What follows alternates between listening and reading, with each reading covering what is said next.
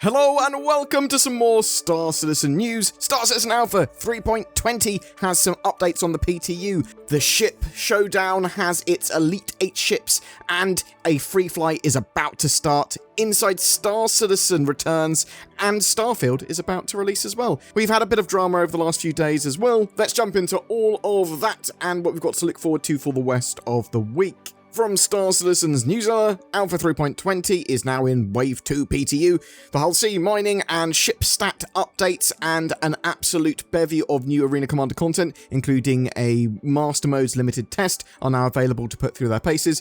We've already received some fantastic feedback and we're hoping to open up to more PTU waves very soon. So yes, there's also, beyond that, a new 3.20 PTU patch that just went out, and it fixed a load of bugs and performance issues. So if you want to see any of the previous stuff on Alpha 3.20 PTU and the patch notes and all that sort of jazz, check out some of my previous videos. But with this one, they disabled some of the experimental modes to focus on others. So they've disabled the Fury Duel, single weapon elimination, normal duel, the non-master modes version of Vandal Swarm, and they've reduced the racetrack laps needed to complete them from 3 to 1. So they just basically want more focused testing on certain areas. They also fixed loadout issues and, most importantly, added the missing HUD elements to master modes, which means that we should be able to try them out properly now and shoot targets. So hopefully we'll get a much more rounded master modes experience when doing any form of combat. And for people that don't know, previously we had no way of targeting ships with these master modes tests. So now we should be able to do that, and I'm going to be covering that later in the week. CitizenCon 2953 is approaching, and the digital goodies pack is now available. This pack features all the same digital items that come with the ticket to CitizenCon 2953, so you don't need both. They include a paint for your Drake Dragonfly, matching undersuit and helmet, a ruinous shotgun, and this year's CitizenCon trophy, and more. So we do know that the clothing and all that sort of stuff is focused on Pyro and the Headhunters faction from that.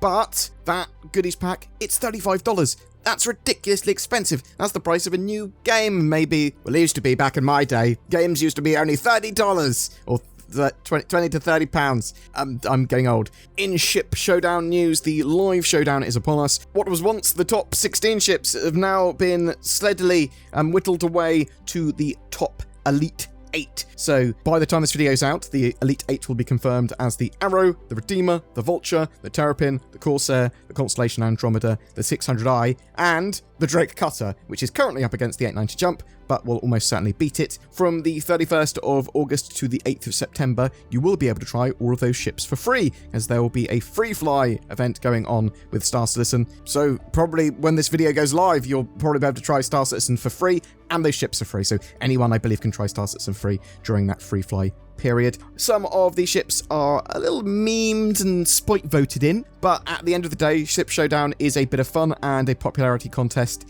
It's Star Citizen's Eurovision. Do I think that the Carrack should have been beaten by the Terrapin? No, I don't. Well, I do, because it did get beaten because it got more votes, so I do think it should have been beaten. Your votes are vital, though, because the final 4 ships will receive exclusive in-game paints and items. I believe that will be being shown off at the Intergalactic Aerospace Expo later in November, while the winner of the whole competition, that will be available to FreeFly for all backers for a month after the competition ends. The sneak peek, again, in the newsletter, is of the Tumbril Storm. We know this is planned for Alpha 3.20.x, so someone in the 3.20 branch. This is the most sneak peeked vehicle ever. I believe previous to that it was the Santok Yai, but it's more of an obvious peek than a sneaky peek now, right? What's happening for the rest of this week in Star Citizen? We've just had a big Galactopedia update. A load of Star Systems saw updates to their planets and moons and just general information. And it was a lot of Star Systems that I know very, very little about. Later Thursday, Inside Star Citizen returns with part 2 of their look at ship audio this quarter, with several new features currently in development that make ship sounds sound shippier. Obviously, we've got the announcement of the Elite 8 ships and the FreeFly. On Friday, we've got the Arena Commander feature team live on the Star Citizen Twitch channel talking about Alpha 3.20 and showcasing a load of what's going on with that patch. On Saturday, the 2v2 Fight or Flight tournament continues to duke it out, and we've got the final 8 teams. I believe the top 4 teams will be at CitizenCon in a live tournament there. that is over on the Atmo Esports Twitch channel. There has been a glut of drama videos over the last few days on my channel. We're not primarily a drama channel. I don't mind that sort of drama stuff if it's part of the news. I love Star Citizen, warts and all, but you are mostly going to see Star Citizen news and updates here. Hopefully, only a small amount of drama pieces. I do want to be a one-stop shop for all things Star Citizen though, and I won't shy away from coverage of anything that I think is somewhat newsworthy, I think deserves discussion, etc. That's where my bias is going to lie. It's going to be what I think is interesting. The layoff drama that we talked about earlier this week, that was overblown by a load of sources. I thought it was worth explaining that in a video.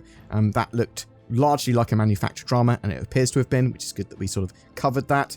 CIG charging $35 for Flare. I think that's too much money in my opinion, so I want to talk a little bit about that. The Something Has to Change post on Reddit from an ex-CIG employee, again, I thought was worth discussion. There were a few good points in that post from them, but it did look to me like a lot of venting. There wasn't anything tangibly there development information-wise, and I disagreed with a large portion of the critique, but seeing it was being posted on sort of Reddit and a variety of other places, and sort of blew up there, I thought it was worth talking about. I am going to be accused of both sort of white knighting and drama inciting, but I will cover everything and anything that I think has any form of merit as far as news goes, or is worth sort of bringing to the attention of others, or just interesting to talk about. I'll let you make up your own mind, but I will give a bit of what I think about that too. A correction to that video as well, actually. I believe I said that the sort of ex-employee in question was a customer service manager. I believe they were, but the most recent job title was sales operation manager at CIG. And I want to make it clear, I wish them the best of luck in their new endeavors. They are very much entitled to vent and post stuff. They shouldn't be receiving negativity and criticism to much extent for that, because if you've been let go from a job, or if you feel something's done unfairly, or you've had bad experiences or whatever, you want to talk about it. You want to be able to vent about it without everyone going, well, you're wrong. I don't necessarily agree with them, but I'm certainly not going to say that they can't post or intimidate them or be mean to them. I've met Ray before as well. I think he was a nice guy. Starfield goes on early access on the 1st of September for those of you that have bought the exceptionally expensive digital pack. I believe it's also dropping off its embargo for reviews as well in the next few hours. So that'll be interesting to see what people think. It's going to go on wider release on the 6th of September. I'm quite looking forward to Starfield. I'm going to be playing it. I might be covering it to some extent on the channel. We'll certainly be mentioning it.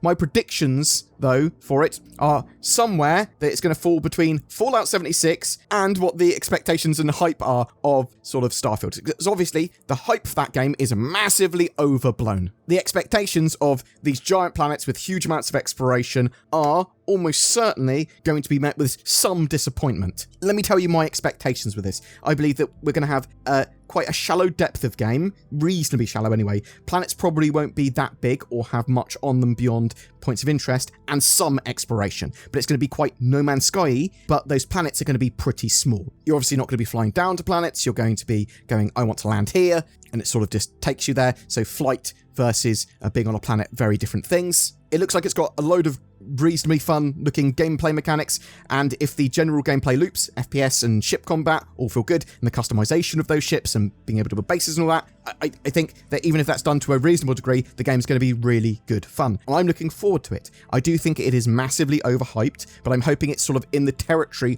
of 8 out of 10. I was offered to do a paid promotion for it, but I thought then it wouldn't be a fair review, and I don't like being tied to doing certain things in certain ways. I'm pretty lazy. It's also part of Xbox Game Pass, and I've got a subscription to that, so I'll play it on the 6th. Is it going to be as awesome as Baldur's Gate 3 was, or Dave the Diver? Both amazing games. Well, I mean, it's a very different game, but if the gunplay's good, then I'm probably going to enjoy it quite a lot. And even if there's some just relatively interesting exploration, I'm going to be into it. So yeah, quite looking forward to Starfield. I'm just not super hyped for it. But potentially, I may be wrong, and it might be an absolute fantastic 9.5 or 10 out of 10 sort of game. Only time will tell. Boom! That's it for your news today. It's the last chance for you to get involved with the August giveaway for our Star Citizen ship, the Mercury Star Runner, and remember to comment on my videos to get involved with that. September, we're going to be giving away a Corsair, so look forward to all of those updates. I am really interested to know, are you going to be playing Starfield? Are you looking forward to that? Do you think it's been overhyped, or are you